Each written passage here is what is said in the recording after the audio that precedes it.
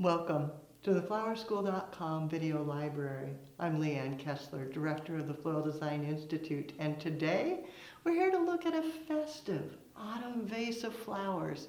We're all celebrating a holiday to come and this autumn season.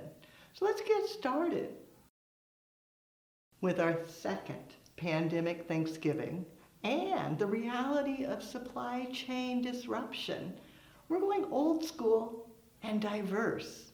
The color harmony, a full triadic palette. So it gives us so many options. The mechanics, a simple vessel filled with water that's pre-mixed with flower food. The base, simply greens. Of course, each of them has been stripped down to have nice bare stems to work with, removing any damage, getting rid of that so that you just have beautiful foliage to work with. Then for binding, going old school, raffia, because you never know what mechanics are going to be available to you. I start by creating a nest of woven foliage that will support all my flowers. So I'm working with salal and some red huckleberry, giving a little different look. And I just gather it all in my hand, pulling it together, turning and adjusting. At this point, it's just making sure that you keep a central binding point, that none of the foliage is below your hand, and that you don't hold it too tight. So it just weaves together, giving you a nice full nest that you'll work with. You can see I've cleaned it off on the bottom, so it's just bare stems, and it's full and lush on the top. Watching as I work, making sure that I turn it and get varieties of foliage spread out so that it does have balance. I'm thinking about the form. I want it to be all the way around. It doesn't have to be a perfect circle, but it doesn't need to be lopsided. You want to just kind of watch as you go. Then once you have it all gathered in your hand, give it one last twist, looking for any bare spots. Then using your raffia, tie it right where you're holding.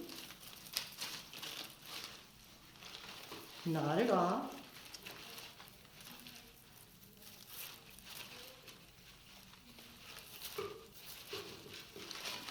Then cut the stems and drop it in the vase.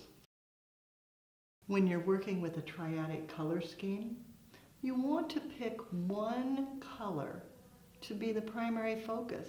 In this, I've chosen the orange with marigolds, pincushion protea, and creme brulee roses. By focusing on one color, that triadic doesn't get too busy, doesn't get fussy. It makes it work.